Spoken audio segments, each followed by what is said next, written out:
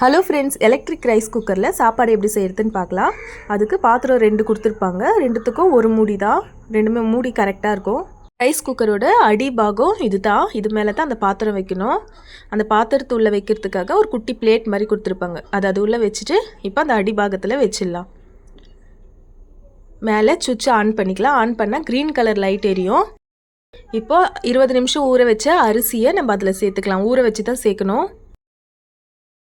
எல்லாத்தையும் சேர்த்துலாம். நான் 1 கப் அரிசி ஊற வச்சு போட்டேன். அதில் 3 கப் தண்ணி சேர்த்துக்கலாம். 1 கப்னா 3 கப் தண்ணி சேர்க்கணும். தண்ணி சேர்த்தாச்சு. இப்போது மூடி போட்டுடலாம்.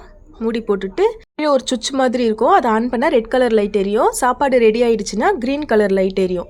க்ரீன் கலர் லைட் எரிஞ்சோன்னா உள்ளே ஆட்டோமேட்டிக்காக ரெடி ஆகிட்டு இருக்கும். நம்ம மேலே சுவிட்சை மட்டும் ஆஃப் பண்ணிக்கலாம். சாப்பாடு நல்லா உதிரியாகவே வரும்.